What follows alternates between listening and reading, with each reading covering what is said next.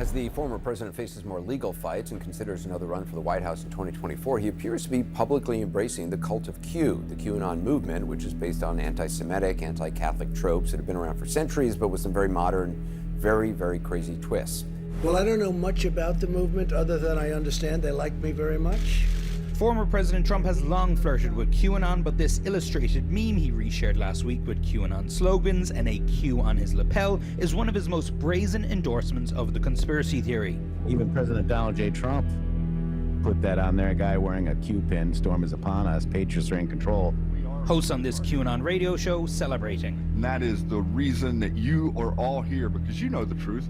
You all know who Donald Trump really is. You all know who the fight is really about and who the players are that actually want to destroy our country. On Trump's social media platform, QAnon followers saw the president's post as a clear sign he is with them and with QAnon. One post read, "At this point, anyone denying that Q was a legit operation affiliated with the Trump administration is in major denial." Another read, "At Real Donald Trump has over 4 million followers, yet he seeks out Q people to retruth." An article from The Atlantic suggests that the only reason Trump has now fully endorsed QAnon is that he's simply out of options. I'm Yasmin Khan with Rebel HQ, and as we've all heard by now, Trump, 3 of his children, and his organization are being sued in a $250 million suit for fraudulent business practices. Now, on top of that, his political endorsements don't seem to be worth as much as they once were, and several of his aides and accomplices are being indicted and testifying in trials of their own. All roads lead back to Trump, and for the guy who always seems to have another card up his sleeve, experts and analysts are saying that now he is finally out of cards to play. Trump delivered some of his speech Saturday in Youngstown, Ohio, to a backing track. We are a nation that is no longer respected or listened to around the world. We are a nation that in many ways has become a joke. That music you hear sounds identical to a song associated with QAnon. While it played, the crowd all pointed their fingers in unison toward the sky.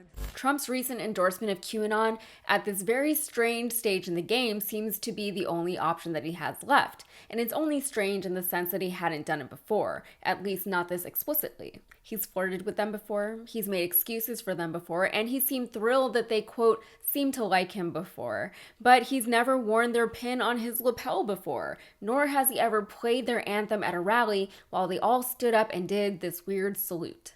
Also, why does QAnon have its own anthem? Anyway, in what appears to be an effort to mobilize an already unstable and sycophantic base, Trump is choosing violence in a way that he's really only hinted at before, or at least in a way that he's been prevented from fully embracing before. However, in the Atlantic article, author and digital misinformation researcher Joan Donovan says, quote, "Trump didn't invent Q, and he doesn't control it. These digital soldiers are not of his command." And she's right. QAnon and the MAGA movement are technically two different things, even though there does tend to be a lot of overlap between those two groups. Plenty of QAnon ideology seeps into, let's call it, the mainstream MAGA bubble, thanks in large part to Fox News anchors that present QAnon beliefs as actual or probable fact on their shows. Therefore, there are probably plenty of MAGA supporters walking around harboring QAnon beliefs without identifying themselves as a part of that particular group. Now, Trump just got lucky that this particular cult took a liking to him, but as the article pointed out, they've turned on him before, specifically when they believed he gave up the White House too easily. And if that's not an indictment of how unhinged this group of people really is, I don't know what is. It's been 2 years since Trump lost the White House, and he hasn't stopped talking about it since. He started an entire Stop the Steal movement before the election even took place. He incited a mob to literally break their way into the Capitol building, endangering our entire Congress and threatening to hang the vice president.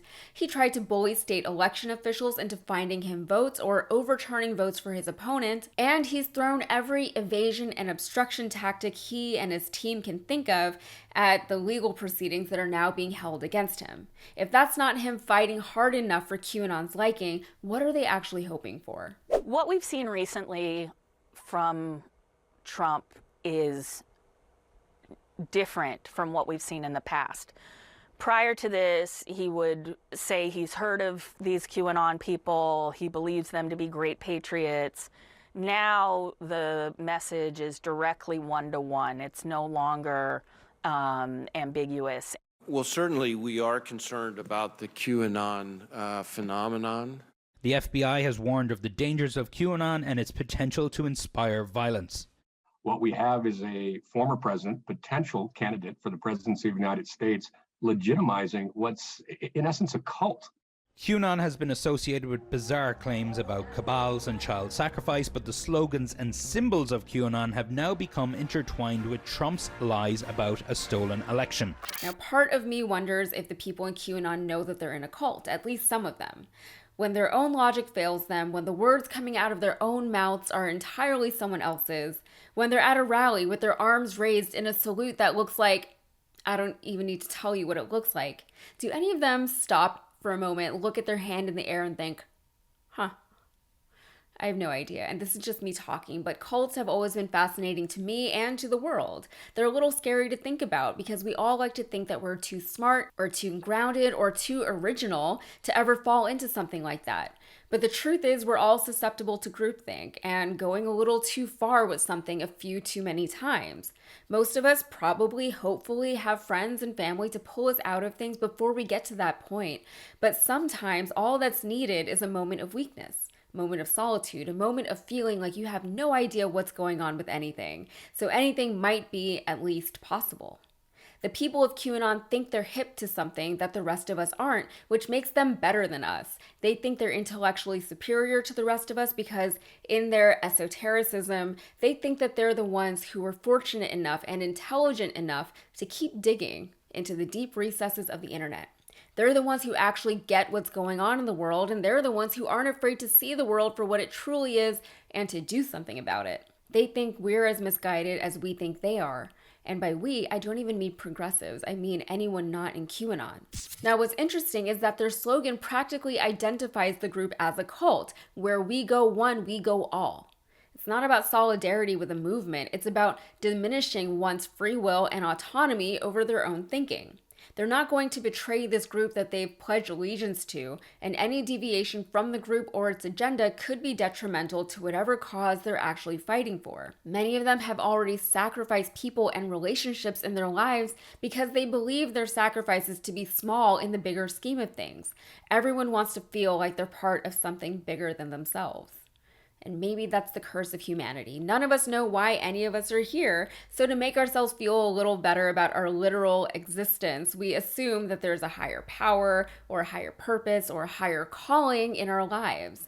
We think about our own legacies in the world and how we like to be remembered, which usually, not always, tends to be ironically more ego-driven than altruistic. We're always fighting for something, which is exhausting. But even with the absurdity of this life, the only thing that matters to me is that we can all live our lives as best we can and help others to do the same. No one wants to see people suffering apart from the truly evil or soulless or misguided. And in their own truly bizarre way, QAnon members think they're fighting for the underdogs of society, even as they align themselves with people like Donald Trump.